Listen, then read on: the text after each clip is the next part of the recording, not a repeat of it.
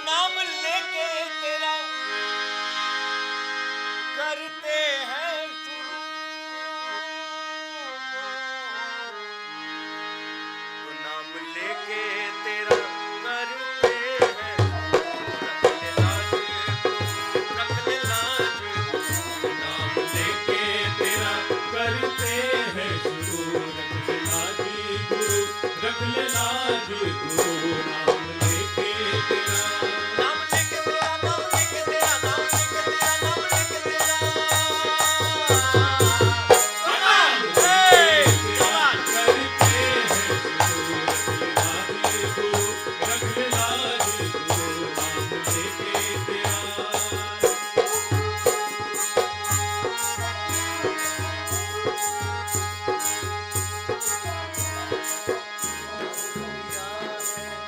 बड़ा किनारे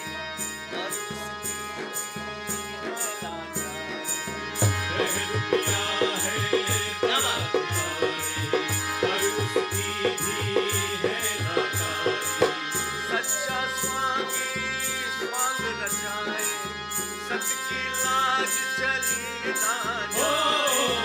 सच्चा स्वामी स्वांग रचाए, सत की लाज चली ना जाए। वो ऊपर बैठा बोल रहा है, वो ऊपर बैठा बोल रहा है, रख ले लाज हमारी। क्या बात है? करते हैं गुरु, रख ले लाज गुरु, नाम लेके तेरा। क्या बात है?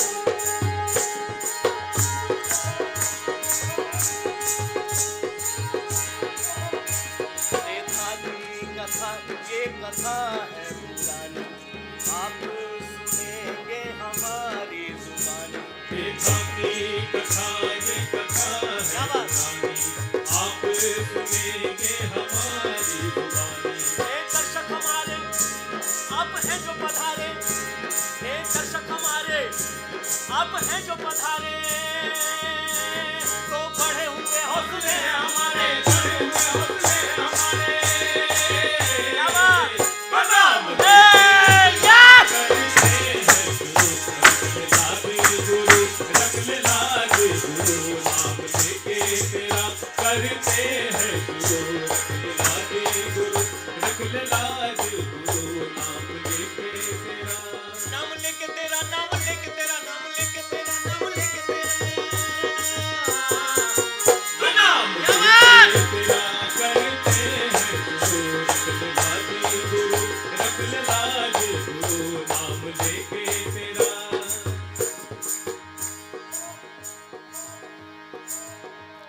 बात को केवल सुनने, पढ़ने और याद रखने से कुछ नहीं होता, उसके मर्म को आचरण में बरतना ही सबसे बड़ी बात है। तो ये बात भी कुछ ऐसी है कि एक था शंकर भांड, तरह तरह के स्वांग लाने में ऐसा प्रवीण कि उसकी नकल के सामने असली बात भी स्वांग जैसी लगती। एक ही स्वांग को कई दिनों तक रखता, जब तक वो खुद प्रकट नहीं करता तब तक किसी को भी उसके स्वांग की पहचान नहीं हो पाती थी। 100 तरह की बोलियां जानता था, पंछी जानवरों की आवाजें हूबहू अपने गले में बिठा लेता। खुद जानवर तक पहचान नहीं सकते थे कि कोई मनुष्य उसकी नकल कर रहा है। सेठ, भील, साधु, गुजरी, साईं हनुमान और भिखारी के ऐसे ऐसे स्वांग लाता कि देखते ही बनता। तो जिस किसी ने उसके स्वांग को देखा वो इस बात की तायीद करता कि एक चेहरे की बजाय उसके पास अनेक चेहरे हैं और बोलने के लिए एक कंठ के बदले कई कंठ। क्या बात है पंडित जी, जरा आप संभालिए।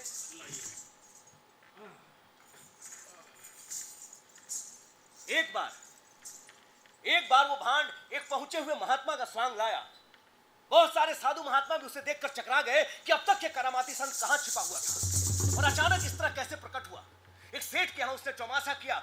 उसके दर्शन की खातिर आसपास के इलाकों से इस कदर भीड़ उमड़ी कि स्वयं भांड के मन में हमेशा के लिए बैराग लेने की जच गई। लेकिन उसने अपने आप पर नियंत्रण रखा। दर्शन के लिए आए भक्तों को आत्मा, परमात्मा, धर्म, मोक्ष और निर्वाण के बारे में अपने श्रीमुख से इस तरह के उपदेश सुना था कि उस दौरान उसकी काया पिघलती से महसूस होती। सेठ और उसके घर वाले उसकी बातें सुन सुनकर उसका आचरण देखते कर बावले से हो गए। परिवार और संसार के माया जाल से सेठ का मन ही उचट गया। एक दिन उसने बेशुमार सोना, चांदी, हीरे जवाहरात साधु के चरणों में अर्पित किए और हाथ जोड़कर बोला, महाराज, भगत का ये नाकुच प्रसाद कबूल फरमाए तो हमारी हीन काया का थोड़ा बहुत कीचड़ साफ हो। ये तो फकत भावना के फूल हैं। मेरी बिसात ही क्या कि मैं आपकी कुछ सेवा कर सकूं। तो सूरज को भी चकाचौंध कर देने वाली माया को टेढ़ी नजरों से देखने के बाद महात्मा ने एक बार अपने बाने को आत्मा की आंखों से निहारा। अंतस में विकराल आंधी घुमड़ने लगी। उसे कुछ ऐसा महसूस होने लगा जैसे वो आकाश और पाताल के बीच अधर झूल रहा हो। धन देख जिया ललचाए, धन देख जिया। क्या बात? धन देख जिया ललचाए, धन देख जिया, धन देख जिया ललचाए, धन देख जिया। कुछ मुंह से कहा न जाए, कुछ मुंह से कहा न जाए, धन देख जिया। धन देख जिया ललचाए, धन देख जिया, धन देख जिया ललचाए, धन देख जिया। शोर ये माया का है भाई, शोर ये माया का है भाई, शोर ये माया का है भाई, शोर ये माया का है भाई। धन देख जिया। क्या बात? धन देख जिया ललचाए, धन देख जिया, धन देख जिया ललचाए, धन देख जिया। दो नैना खोले ना जाए, दो नैना, दो नैना खोले ना जाए, दो नैना, दो नैना खोले ना जाए, दो नैना खोले ना जाए। क्या बात? मन डोले झोंके खाए, दो नैना खोले ना जाए, दो नैना। मन डोले धोखे खाए, दो नैना खोले ना जाए, दो नैना, मन डोले झोंके खाए, दो नैना। खोले ना जाए, दो नैना, दो नैना खोले ना जाए, दो नैना। कुछ मुंह से कहा न जाए, कुछ मुंह से कहा न जाए, धन देख जिया, धन देख जिया ललचाए, धन देख जिया, धन देख जिया, धन देख जिया, धन देख जिया, धन देख जिया, धन देख। कुछ देर बाद महात्मा ने धीमे धीमे पलकें उघाड़ी। मानो दो उनींदे तारे जगने पर मचल उठे हों। महात्मा ने शांत भाव से मुस्कुराते हुए कहा, बेटा, अपनी काया का कीचड़ मेरे मुंह पे क्यों पोत रहा है? तू गृहस्थ होकर जिस अमोलक माया को कंकड़ पत्थर की तरह छोड़ रहा है, मैं साधु होकर उसके लिए हाथ पसारूं तो मेरे सन्यास को धिक्कार है। अपनी तराजू से जैसा मुझे तोल रहा है, मैं उतना नादान नहीं हूं। सेठ को सपने में भी इस अचीते हादसे की आशा नहीं थी। जबरदस्त अनुभवी और व्यवहारिक होते हुए उसके हिसाब में ऐसी भारी भूल तो नहीं होनी चाहिए। अरे कई पहुंचे हुए साधु महात्माओं के लोभ लालच से वो अच्छी तरह परिचित था। कीचड़ में सनी मोहर को दांतों से निकालने और मंजन तक ना करे हरामी। लेकिन मानव देहधारी इस देवता ने सब मटिया मेट कर दिया। लेकिन सेठ इतनी आसानी से हार मानने वाला नहीं था। हाथ जोड़कर बोला, महाराज, घर गृहस्थ के जाल में फंसे हुए हम कुटिल खलकामी कब वापस माया के लिए भ्रष्ट हो जाए इसका कोई पता नहीं। अभी तो ये माया हमारे लिए धूल के बराबर है, पर कल का कोई भरोसा नहीं। आप नहीं जानते इस माया के लिए मैंने कैसे कैसे पाप नहीं किए, कैसे कैसे कुकर्म नहीं किए। अब आपके उपदेशों ने मुझे उबार लिया। अब आप जाने और माया जाने, अपने पावन हाथों से किसी पुण्य कार्य में लगाकर हमारा जीवन सार्थक करे प्रभु। और मैं अपनी तपस्या को धूल में मिला दूं? नहीं बच्चों, मुझे सपने में भी यह प्रपंच मंजूर नहीं है। तुम्हारी तिजोरियों के अलावा इस माया की दूसरी ठौर नहीं। भाई मुझे माफ करो। तो भैया पुत्रियों की तरह अविचल सेठ के सभी घर वाले महात्मा के सामने हाथ जोड़कर खड़े थे, पर महात्मा का मन नहीं पसीजा। बीच में बहुमूल्य माया बिखरी पड़ी थी, पर कोई भी उसे कबूल करने को तैयार नहीं था, न सेठ के घर वाले न अबूझ सन्यासी। आखिर महात्मा को तनिक रोष प्रकट करने के लिए मजबूर होना पड़ा। तुम किसके सामने क्या अरदास कर रहे हो कुछ पता भी है? फिलहाल इस काले सांप को तिजोरी में बंद करो। चौमासे के बाद जैसा कहोगे मान लूंगा। सेठ ने महात्मा के चरणों में दंडवत करके कहा, तो आज्ञा प्रभु। लेकिन श्रीमान, महात्मा के होठों पर गहरी, पाताल तक गहरी मुस्कान थिरक उठी, क्योंकि समय की गति पर न तो किसी सेठ का नियंत्रण है, न किसी साधु का, न किसी सन्यासी का। सो एक दिन बीता, एक सप्ताह बीता, एक महीना बीता, एक पखवाड़ा बीता, और आखिर महात्मा का चौमासा संपन्न हुआ। मन ही मन सेठ की खुशी का बात नहीं था। देवता के समान ऐसे महात्मा अपनी कौल से हरगिज नहीं दिखेंगे। जैसा कहूंगा वैसा ही करेंगे। ये भैया, ये सारी माया किसी पुण्य कार्य में लग जाए तो अपना जीवन सार्थक हो। पुराने कुकर्म याद करते ही कलेजा कांप उठता है। और उधर महात्मा के मन पर क्या गुजर रही थी सो तो महात्मा ही जाने। तो स्वांग की अवधि समाप्त होते ही पहुंचे हुए महात्मा ने अपना भेद प्रकट किया। भांड की तरह गाल बजाते हुए इसने याचना की, अन्नदाता, अन्नदाता, मैं तो आपके चरणों का दास गरीब शंकर भांड, गरीब के हुनर पर खुश होकर बख्शीश फरमाया अन्नदाता। सेठ को अपनी आंखों पर भरोसा नहीं हुआ। मौत से भी भयंकर सच्चाई थी। अरे भगवान करे उसके बैरी दुश्मन को भी अच्छा पूरा सपना नहीं आए।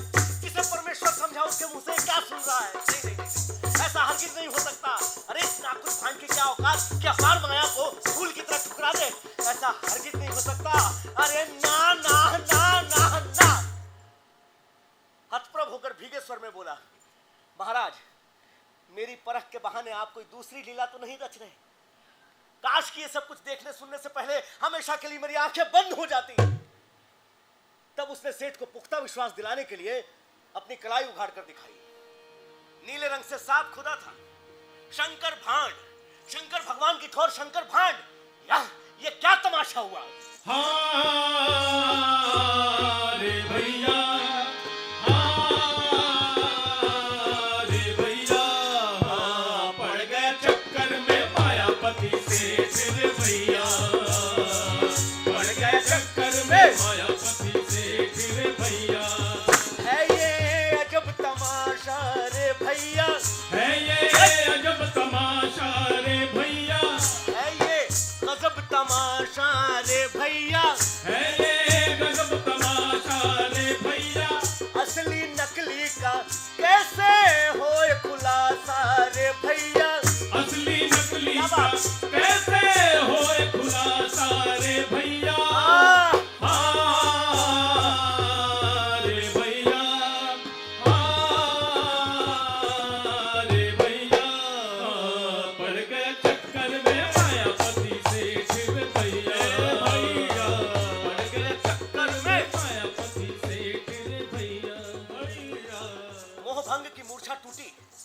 तो सेठ एक अजीब ही दुविधा में फंस गया। भला कौन संत सन्यासी इतनी अपार माया को ठुकरा सकता है? फिर ये भांड क्या किसी सन्यासी से कम है? पर सेठ को मोह भंग का सदमा भी तो कम नहीं लगा, जिसका निमित्त भी तो ये भांड ही बना। सारे घर वालों की भक्ति बेकार गई। ये नास पीटे ने कैसा भरम जाल फैलाया। सेठ अपनी असली स्थिति में आए उसके पहले थोड़ा सोच विचार कर बोला, आय आय आय आय आय मैंने तेरे पांव में बेशुमार माया भेंट की थी। लेकर चंपत हो जाता तो मैं अपना परम सौभाग्य समझता। तेरे नाम की माला जपता। अरे पैरों में बिखरी माया को ठोकर मारकर हुनर की बख्शीश के लिए हाथ फैला रहा है। मैं माया सौंप कर मूर्ख बना और तू ठुकरा कर, तुझे ये क्या उंधी सूझी मूर्ख? ठोकर मारे माया को ऐसा कौन जगत में, ऐसा कौन जगत में मांगता है भीख जग में मार के ठोकर माया को। ऐसा कौन जगत में, ऐसा कौन जगत में ऐसा। जो बात आपको औंधी नजर आ रही है मेरे लिए एकदम सीधी थी। उस समय साधु का बाना धारे यदि मैं माया के लिए मन ललचाता तो वह धर्म की कमाई होती, महात्मा का भेष लज्जित होता। आप धोखे में आ गए तो क्या माई बाप, मैं तो धोखे में नहीं था। असल बात मुझसे तो छिपी हुई नहीं थी। 4 महीनों से घर वाले इंतजार कर रहे हैं राज्य के जाने माने भांड को खुले हाथ से बख्शीश दे प्रभु। सेठ तब तक अपनी असली स्थिति में आ चुका था। गुस्से से हकलाते हुए बोला, आय आय आय आय आय में तो आ रहा है, मैं तेरे सर पे 100 जूते लगाऊं। तू नहीं जानता तूने मुझे कैसा झकझोरा है। अरे अब एक ही शरीर में लोभी और बैरागी मन साथ साथ नहीं रह सकते। अरे एक बार आकाश में उड़ने की चाह रखकर दोबारा धरती से कैसे चिपटा रहूं। एक बार शहद का स्वाद चखने के बाद अब दोबारा मुझे धूल फांकने में कितनी दिक्कत होगी तू नहीं जानता। चल मेरी गत बिगड़ी सो बिगड़ी, मुझे अपने उद्धार या विनाश की खुद ही राह ढूंढनी पड़ेगी। पर तुझे पूरी छूट है, तुझे पूरी छूट है। अरे जो कुछ मांगना है मांग, अरे झटपट मांग और मेरा पीछा छोड़।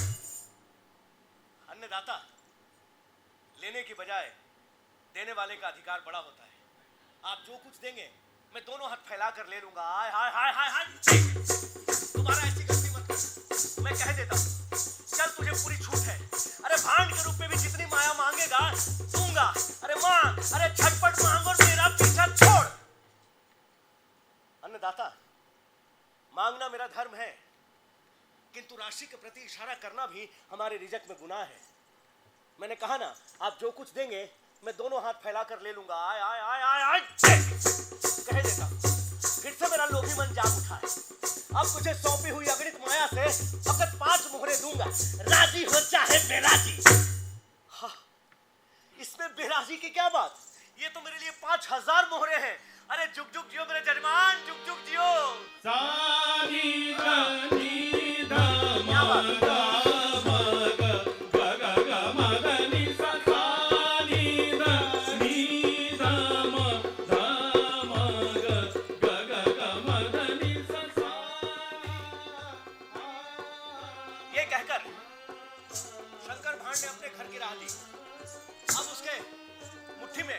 बाजरी थी, नमक मिर्च हल्दी व धनिया था। बहू के लिए सुहाग की बिंदी थी, साड़ियां थी। बच्चों के लिए कपड़े थे, जूते थे, खिलौने थे। चलो रे भाई।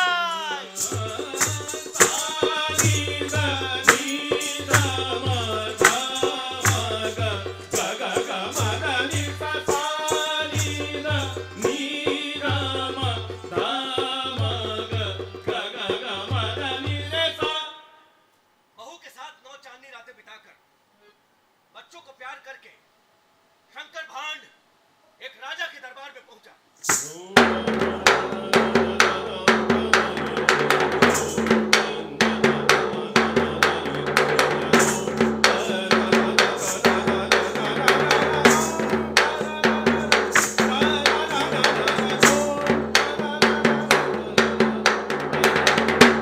बनिए के यहाँ साधु के स्वांग वाली बात राजा के कानों में अच्छी तरह पहुंच चुकी थी। सारे राज्य में उसका नाम हवा की तरह फैला हुआ था। राजा ने सिंहासन से उठकर भांड का समुचित आदर सत्कार किया। भांड ने भी राजा के चरणों में दंडवत करने के बाद सभी दरबारियों का झुक झुक कर अभिवादन किया। संयोग की बात कुछ ऐसी चली श्रीमान कि जिस समय वो राज दरबार में उपस्थित हुआ उस समय डायन चुड़ैलों की चर्चा चल रही थी। कभी कभी ये भी बजा लिया करो भाई। अच्छा देखो एक तो माइक उधर कम, पता नहीं आवाज जा रही नहीं जा रही, मुझे समझ में नहीं आ रहा। इधर से तुम पता नहीं क्या बजा रहे हो। अभी फिर से बजाओ, मजा नहीं आ रहा मुझे। जोर से मारो यार, मजा ऑडियंस ज्यादा है। हाँ फिर से बोलूं।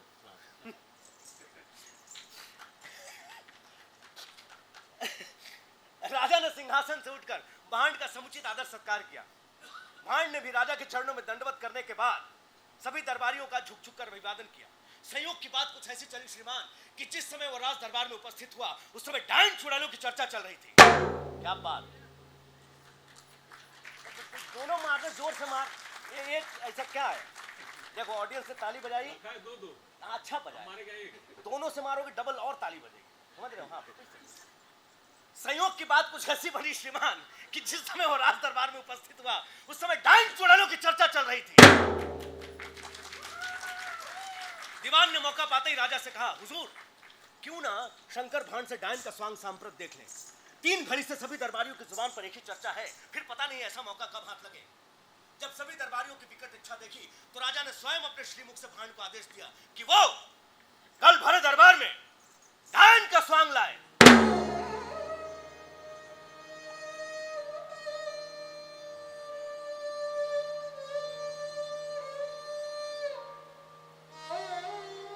राजा का आदेश सुनते ही भांड के समूचे शरीर में सिहरन पैदा हो गई। हाथ जोड़कर डरते डरते बोला, अन्नदाता, अन्नदाता का फरमान मैं मरकर भी नहीं टाल सकता, किंतु इस गरीब भांड के अरदास पे जरा गौर फरमाएं। स्वांग स्वांग तो मैं दुनिया में किसी भी चीज का ला सकता हूं माई बाप, पत्थर बनकर यदि रास्ते में बैठ जाऊं तो कोई राहगीर यह परख नहीं कर सकता कि वो पत्थर है या मनुष्य। आपकी दया से हमारे पुरखों को शिव जी का ऐसा ही वरदान फला था। मेरा शंकर नाम स्वयं मेरी मां को शिव जी ने सपने में सुझाया था।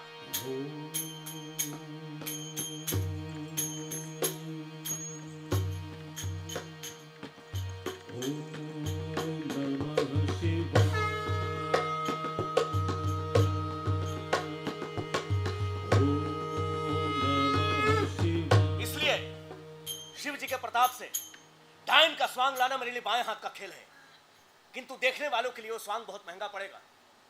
स्वांग के दौरान यदि सभी कर्तव्य पूरे न किए जाए तो स्वांग का रंग नहीं जमता, और डायन के स्वांग में जब तक किसी मनुष्य का कलेजा चीरकर उसके लहू का खप्पर न पिया जाए तब तक स्वांग पूरा नहीं होता। और माफ करें अन्नदाता, मैं अधूरा स्वांग नहीं लाता। स्वांग के पहले और स्वांग के बाद हुजूर का नाकुछ ताबेदार हूं, किंतु स्वांग के बीच में अपना होशो हवास भूलकर असली की जून में प्रवेश कर जाता हूं माई बाप। फिर मुझे दूसरी किसी भी बात का कोई होश नहीं रहता। इसलिए मेरी आपसे हाथ जोड़कर विनती है कि आप मुझे डायन का स्वांग लाने के लिए मजबूर न करें। राजा उसकी बात के इस मर्म को ठीक से समझ नहीं सका। देथा जी यहां लिखते हैं, देथा जी कमाल के लेखक हैं। वो कुछ पंक्तियां बीच में ऐसी दी जाते हैं जो कब काम आ जाए पता नहीं। राजा उसकी बात के मर्म को ठीक से समझ नहीं सका। देथा जी लिखते हैं कि राजा होने के लिए मोटी बुद्धि का होना जरूरी है।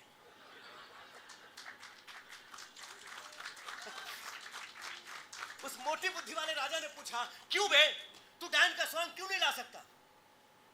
राम जाने अन्नदाता, उस समय कौन मेरे हत्थे चढ़ जाए। उस समय तो स्वयं हुजूर का भी ध्यान नहीं रहेगा। फिर भी आप सोच समझकर जैसा आदेश करें उसकी पालना करने के लिए मजबूर हूं। तो दरबारियों को भी मच्छर की तरह काटने के लिए बहाना ढूंढने की जरूरत नहीं पड़ती। एक दरबारी ने अधेड़ भांड पर खिड़कते हुए कहा, अच्छा तो तेरे ख्याल से अन्नदाता बिना सोचे समझे आदेश फरमाते हैं। तेरी ये मजाल है? ये तो मैंने सोचा ही नहीं। क्या मैं बिना सोचे समझे आदेश फरमाता हूं? ये तो मैंने सोचा ही नहीं। तेरी ये मजाल।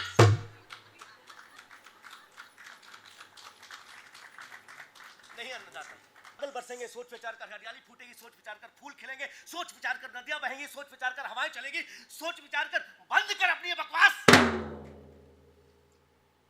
दीवान बिजली की तरह कड़का, फिर राजा की ओर मुखातिब हुआ, हुजूर ये तो रिजक की अटकलबाजियां हैं। भांड इस तरह का थोथा गुबार न दिखाए तो भांड ही क्या, और ये तो जगत विख्यात भांड है। अरे बनिए के यहाँ साधु वाले स्वांग का तुक्का पार पड़ गया तो राज दरबार में वही चक्कर चलाना चाहता है।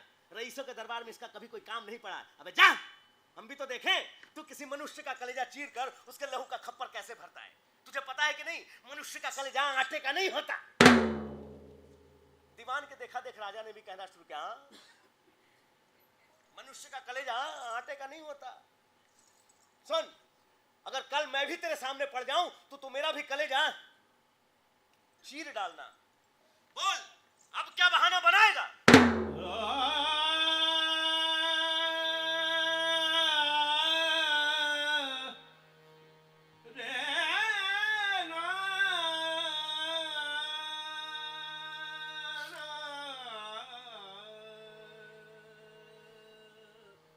मेरी क्या बिसात कि मैं अमीर उमराओं के आगे बहाना बनाऊं, पर कल किसी की आंतें बाहर निकल आई तो मेरे 100 ही गुनाह माफ। अबे तो क्या इसके लिए राजा जी से लिखत करवाएगा?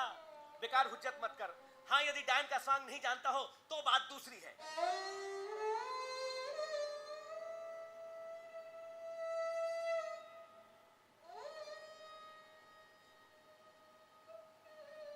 मैं डायन का स्वांग नहीं जानता, भगवान का स्वांग नहीं जानता। इस लांछन के बाद भांड भला क्या हट करता। गाल और बगल बजाता हुआ बोला, जैसा अमीर उमराओं का आदेश, स्वामी का स्वामी कौन।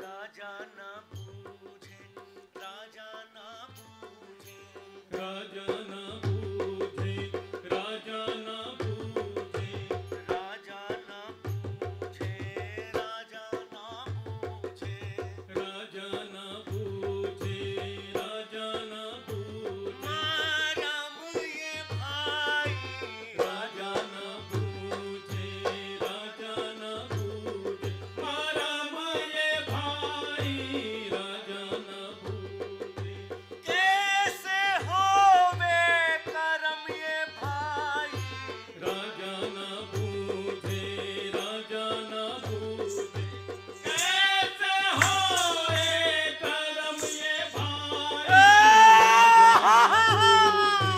राजा न बूझे, मारा माये भाई, राजा न बूझे, राजा न बूझे, कैसे होए करम ये भाई, राजा न राजा न बूझे, मारा माये भाई, राजा न बूझे, राजा न बूझे, कैसे होए करम ये भाई, राजा न राजा न बूझे, मारा माये भाई, राजा न राजा न बूझे, राजा न बूझे, राजा न बूझे, कैसे होए करम ये भाई, राजा न बूझे, राजा न बूझे, मारा माये भाई, राजा न बूझे, राजा न बूझे, मारा माये भाई, राजा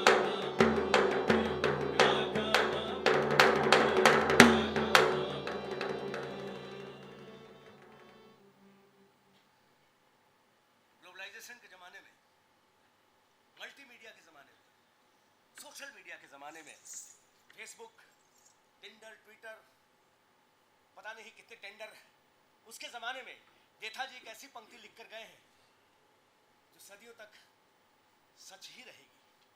देथा जी यहां पर लिखते हैं कि होठों की बात हवा से भी तेज चलती है। राज दरबार में कानाफूसी होते हैं, सारे नगर में हलचल हो गई कि कल शंकर भांड राज दरबार में, भरे दरबार में किसी मनुष्य का कलेजा चीरकर उसके लहू का खप्पर पिएगा। चतुर दरबारी रैयत में से किसी आदमी को उठाकर उसके सामने कर देंगे, सो इस डर से शहर की चिड़ियां भी राज दरबार में नहीं फटकी। रानियां, राजकुमारियां, दासियां पल पल झरोखों में बैठी डायन की प्रतीक्षा कर रही थी। राजा सहित सभी दरबारी आकुल व्याकुल हो डायन की प्रतीक्षा कर रहे थे कि अचानक करती हुई डायन प्रकट हुई। बाल बिखरे हुए, नाखून इस कदर तीखे और लंबे कि पत्थर को चीर डाले। हाथ पर लंबी जीभ से लगातार लहू टपक रहा था। जिस स्वांग को देखने की लालसा में कल सारे दरबारी आकुल व्याकुल हो उठे थे, डायन पर नजर पड़ते ही घबराकर नजरों से ओझल हो गए। राजा सबसे आगे दौड़ा, जिसकी जिधर इच्छा हुई उधर ही दौड़ पड़ा। राजा सबसे आगे दौड़ा, दौड़ने की ऐसी महिमा का तो आज ही पता चला है। कल से रोज सुबह शाम दौड़ने का अभ्यास करेगा। पता नहीं राज्य पे कब आफत आ थमके। और हाँ, कल से सभी रानियों को भी दौड़ना सिखाएगा। ठीक नहीं बजाया, नहीं यार, अरे वो तो तिहाई था ना भाई। अरे यार, डायन पर नजर पड़ते ही सारे दरबारी हड़बड़ाकर नजरों से ओझल हो गए।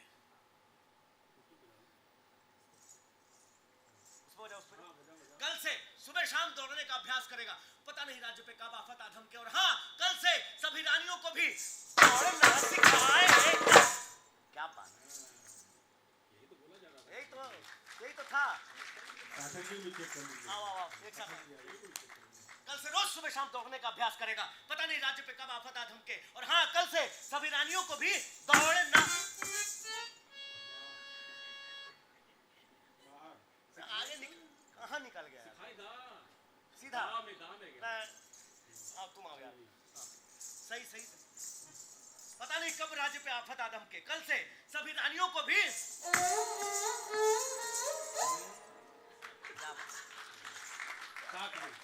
एक बार साथ में आओ। राजा सबसे आगे दौड़ा। दौड़ने की ऐसी महिमा का तो आज ही पता चला है। कल से रोज सुबह शाम दौड़ने का अभ्यास करेगा। और हाँ, सभी रानियों को भी दौड़ना सिखाएगा। लेकिन कल से सभी रानियों को भी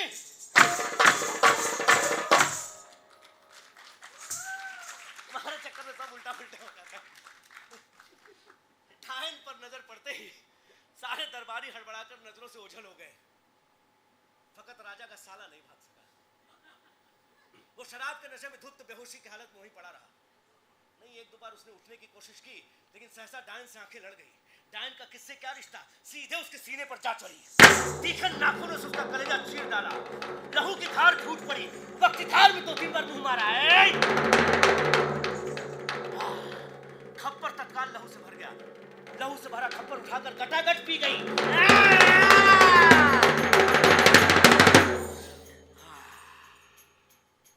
उसके बाद ही करके हंसने लगी। उसकी सुर्ख हंसी देखने वाला वहां कोई नहीं था। फिर धमाधम नाचने लगी। लोहे के पायल और लोहे के कंगन खनक उठे।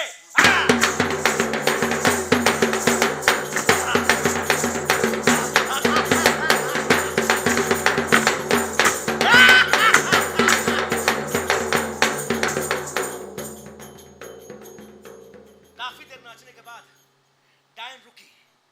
चारों तरफ नजर घुमाकर देखा, साला कोई हो तब तो दिखे।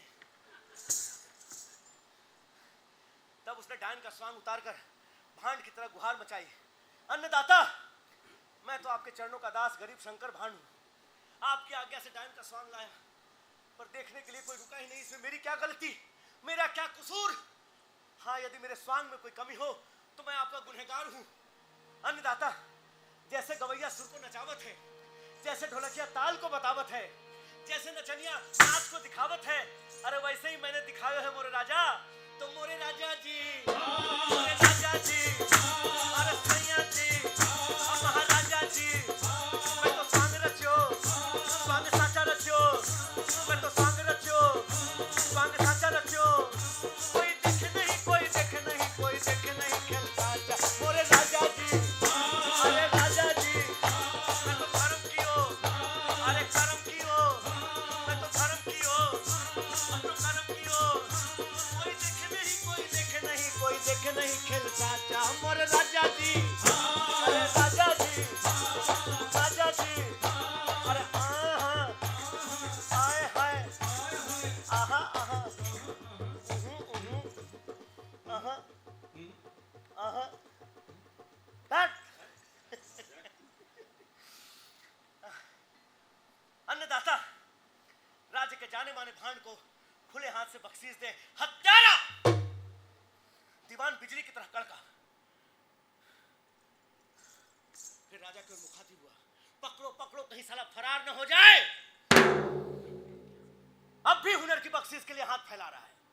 पकड़ो, कहीं फरार न हो जाए। बीसियों दरबारी भूखे चीतों की तरह झपटे। भांड को कसकर रस्सियों से जकड़कर बांध दिया।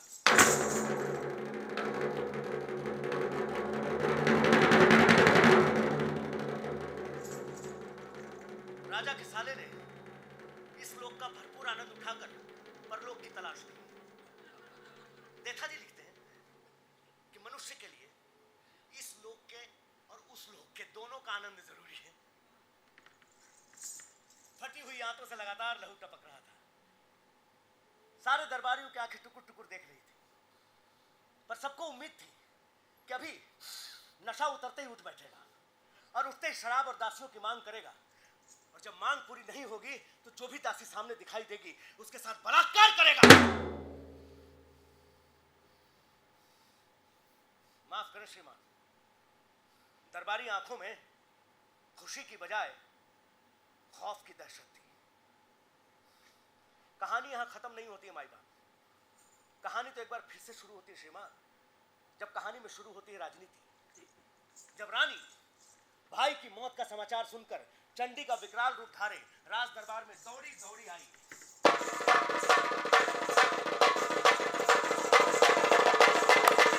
भाई की लाश पर नजर पड़ते ही चीत्कार मारकर रोने लगी। भान की वहशी सूरत पर नजर पड़ते ही चिल्लाकर बोली, इस दुष्ट के लहू का खप्पर जब तक कुत्तों के सामने न डलवा लूंगी, पानी की एक बूंद तक नहीं पीऊंगी। अच्छा, इस दुष्ट के लहू का खप्पर जब तक कुत्तों के सामने न डलवा लेगी, पानी की एक बूंद तक नहीं पिएगी। मैं पी लूं थोड़ा।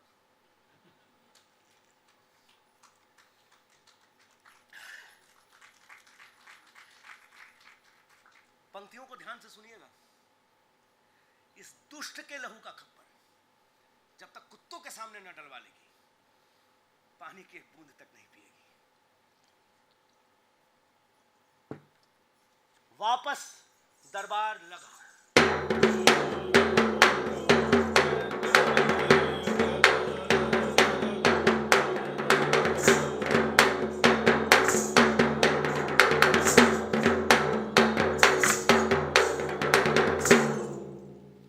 राजा को खून और लाश का बड़ा डर लगता था। इशारा मिलते ही साले की लाश हवेली में पहुंचा दी गई। सारे दरबारियों ने एक साथ गुहार मचाई, अन्नदाता जुल्म हो गया, अन्नदाता अन्नदाता जुल्म हो गया। जुल्म हो गया? ऐसी क्या बात हो गई बे? ऐसा क्या हो गया? अरे बात, अरे अन्नदाता, इस हरामजादे की गर्दन अब तक धड़ से जुड़ी हुई है, आपकी आज्ञा मिलते से टुकड़े टुकड़े टुकड़े टुकड़े कर डालेंगे। टुकड़े टुकड़े टुकड़े टुकड़े कर डालेंगे। क्या कर डालेंगे? पहले ये बताओ, इस अकेले भांड की इतनी हिम्मत कैसे हुई बे? हैं? तुम सबके सब कहां मर गए थे? अबे सबके सब मेरे पीछे दौड़ पड़े थे क्या बे? हाँ अन्नदाता, आपके अमूलक प्राणों की खातिर आपके पीछे तो दौड़ना ही था। हमारे मालिक आप जो ठहरे। अच्छा ये बात है। नहीं नहीं नहीं, देखो अकलमंद को इशारा काफी है, तुम बच्चे की तरह मुझे मत समझाओ, मैं समझ गया। इस भांड को अगर तुम लोग कह रहे हो तो सूली का आदेश तो करना ही पड़ेगा। नहीं, इस भांड को हरगिज माफ नहीं किया जा सकता। भांड ने तनिक आवेश में आकर ऊंचे सुर में कहना शुरू किया, कल के वचन की मर्यादा को इतनी जल्दी भूल गए महाराज? जब देश का स्वामी वचन की मर्यादा तोड़े तो दूसरा कौन उसका निवाह करेगा? हुनर की बख्शीश के बदले यदि मौत की सजा मिले तो हुजूर की इच्छा, स्वामी का स्वामी कौन? मरवा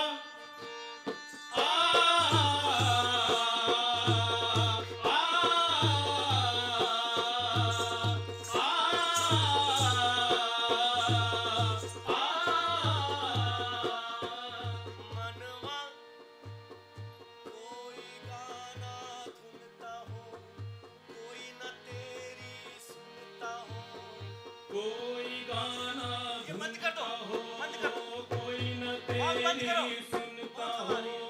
कोई गाना धुनता हो, कोई न तेरी सुनता हो। कोई गाना धुनता हो, कोई न तेरी सुनता हो, कोई न तेरी सुनता हो मनवा। मकड़ा न जाला बुनता हो, मकड़ा न जाला बुनता हो, मकड़ा न जाला बुनता हो। मकड़ा न जाला बुनता हो। कौआ हो जब हैरान कि बच्चा काहो न बोले। कौआ हो जब हैरान के बच्चा कौन बोले। अपना अंडा फोड़ के चूजा माना बोले। अपना अंडा फोड़ के चूजा बात? माना बोले।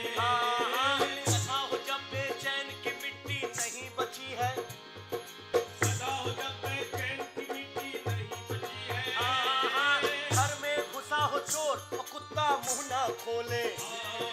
घर में घुसा हो तो कुत्ता मुंह न खोले। मना जो कर दे कान की अब कुछ नहीं है सुनना। मना जो कर दे कान के अब कुछ नहीं है सुनना।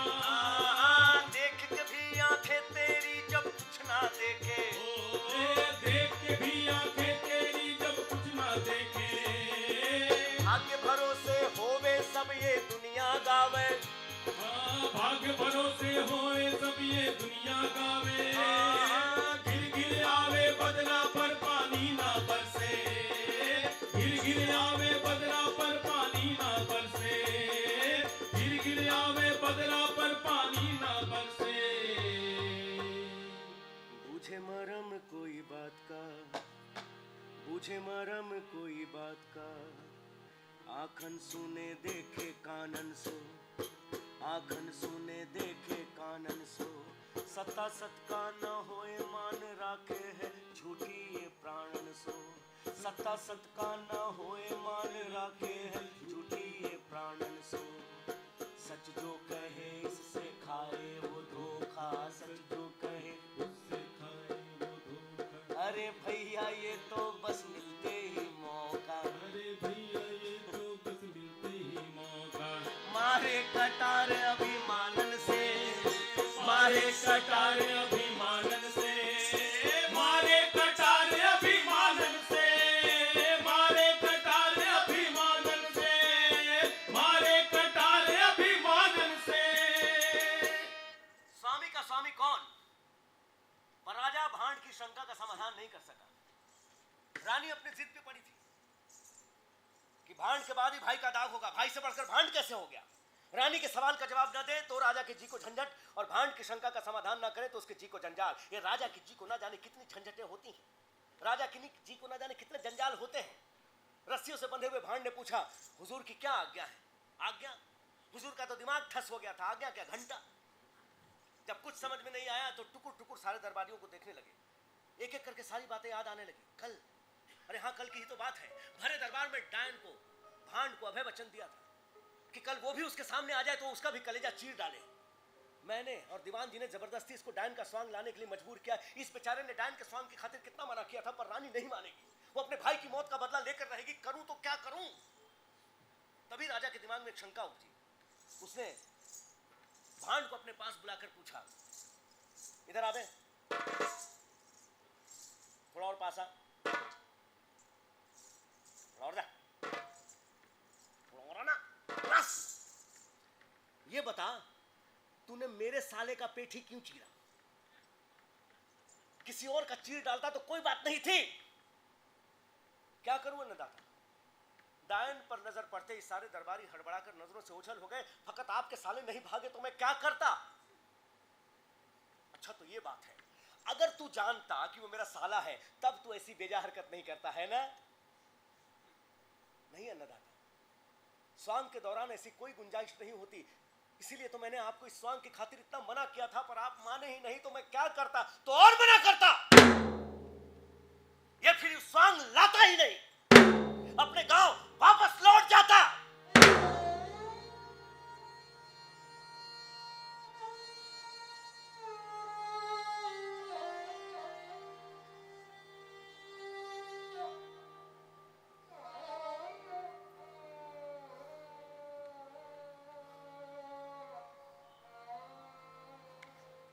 हाँ अन्नदाता, मैं ये स्वांग लाता ही नहीं, मैं अपने गांव वापस लौट जाता।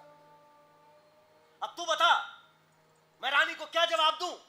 इस दुष्ट के मौत की सजाई मेरे सवाल का जवाब है। आप खामखा इस कमीने से बहसबाजी कर रहे हैं, आप इसको तुरंत सूली का आदेश फरमाइए। ये राजा था।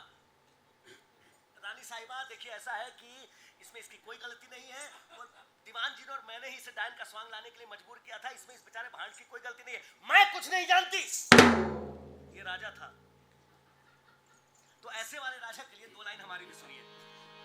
अरे तो राज करे राजा हुकुम करे रानी, राज करे राजा हुकुम करे रानी, राज करे राजा हुकुम करे रानी, ना बची है सब देश के पानी। राज करे राजा हुकुम करे रानी, राज करे राजा हुकुम करे रानी, ना बची है तब देश के पानी। राज करे राजा हुकुम करे रानी, राज करे राजा हुकुम करे रानी, राज करे राजा हुकुम करे रानी, ना बची है तब देश के पानी।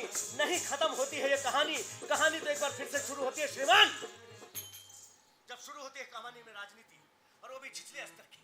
रब्जा राजा का एक मुहलगा नाई बड़े ही गुमान भरे स्वर में राजा से कहता है, ऐ हुजूर, यदि आपकी आज्ञा हो तो एक ऐसा उपाय बताऊं जिससे रानी जी के भाई की मौत का बदला भी चुक जाएगा और आपके वचन की मर्यादा भी निभ जाएगी। कैसे बे, कैसे?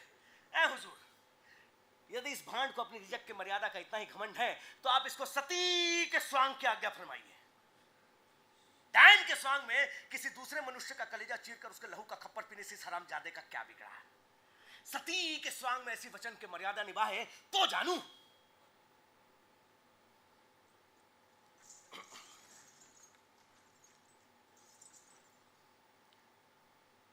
की समझ में कुछ नहीं आया।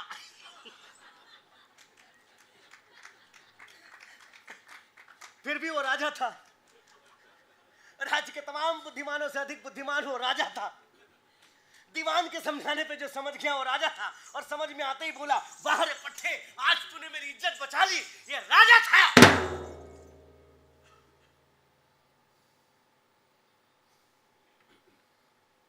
फिर भांड की ओर मुखातिब हुआ और बोला, अब तो कल ही तुझे सती का स्वांग लाना पड़ेगा, फिर तुझे दोनों ही स्वांगों की शामिल बख्शिश मिल जाएगी। तू डर मत।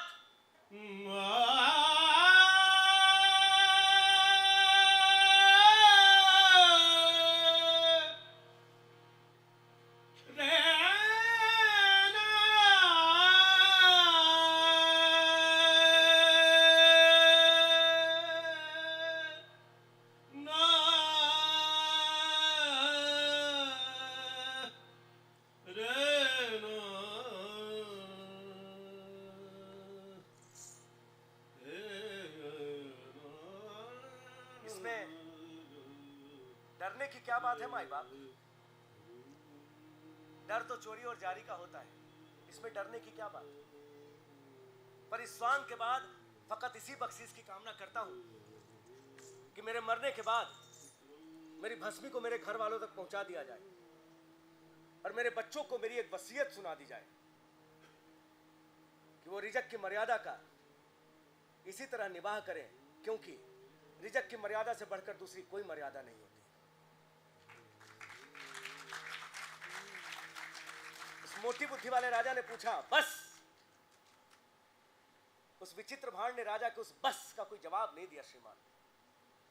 तत्पश्चात उस विचित्र भांड ने जैसा कहा वैसा ही किया। चंदन की चिता सजी, हजारों लोग सती का स्वांग देखने के लिए उमड़ पड़े। सती माता सहज भाव से चंदन की चिता पर बैठी। सती माता के सत का करिश्मा कि चंदन की चिता में आग की लपटें अपने आप धू-धू करके जल पड़ी।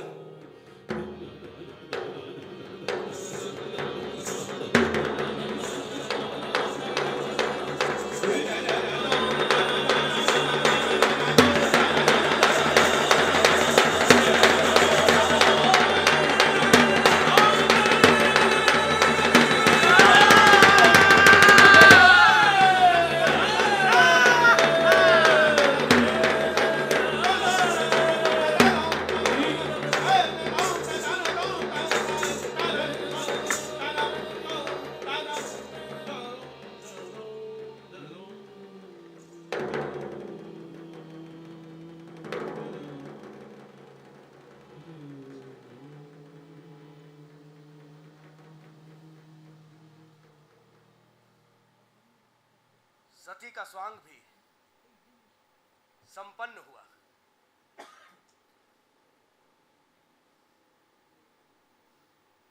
भांड के मरने के बाद राजा ने नाई को ऊंचा ओहदा दिया। हीरे मोतियों से भरी हुई थाल उसे बख्शीश में दी गई। रानी का कलेजा ठंडा हुआ कि भाई की मौत का बदला ले लिया और स्वामी के वचन की मर्यादा भी नहीं टूटी। राजा के संतोष की सीमा नहीं था। साले की मौत का बदला ले लिया और वचन की मर्यादा को आज तक नहीं आई। लेकिन माफ करें श्रीमान, राजा की मर्यादा के झूठे अहंकार में और भांड की मर्यादा के सहज गौरव में जाने अनजाने कहीं कोई समानता नहीं थी। रंग लगा के अंग सजा के, रंग लगा के अंग सजा के, नहीं जो अपना भेष बना के, अंतर मन की चिता सजा के सत की आग लगाऊं। धू धू कर जल जा रे मनवा, शब्द न लिखे जाए जिसके ऐसा गाना गा रे मनवा। धू धू कर जल जा रे मनवा, शब्द न लिखे जाए जिसके ऐसा गाना गा रे मनवा। अरे ऐसी ऊंची तान लगा कि कान सभी फट जाएं, सुन पाए बस वो कि जिनको गुड़ का डलिया भाए। नमक, मिर्च, हल्दी धनिए का स्वाद समझ में आए। गा गा गा के गा रे मनवा, जब तक गाया जाए।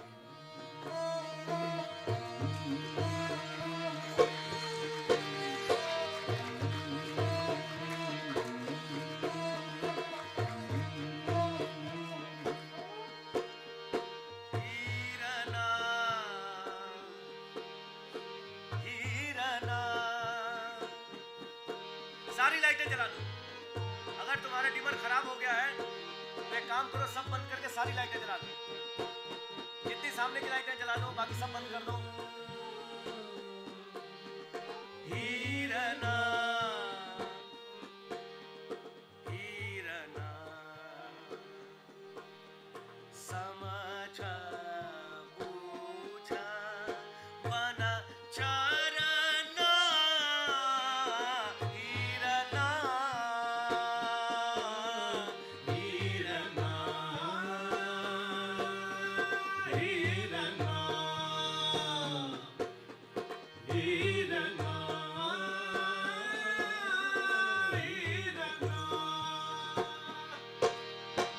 एक बान चरना।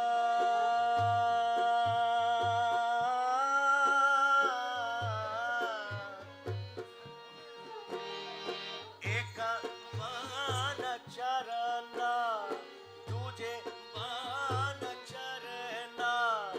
तीजे बान पग नहीं धरना।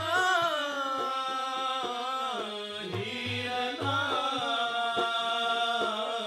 हीरना हीरना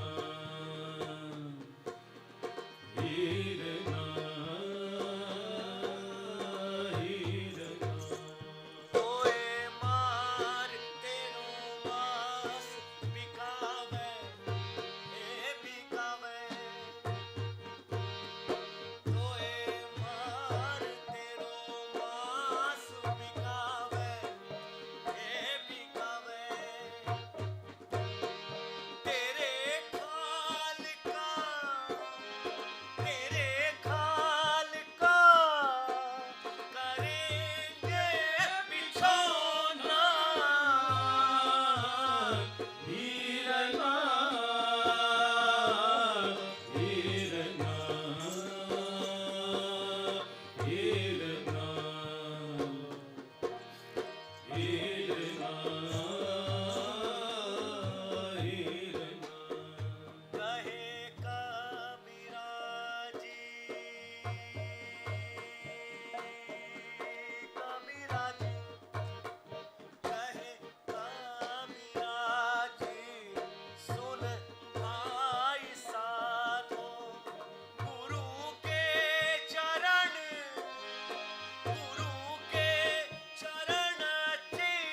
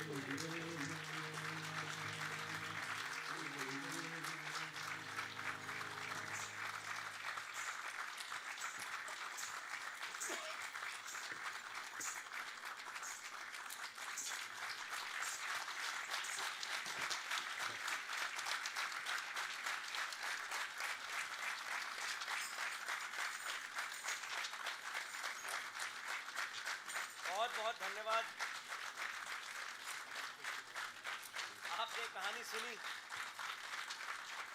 आप तक मैं ये कहानी पहुंचा पाया, इसके लिए बहुत बहुत धन्यवाद।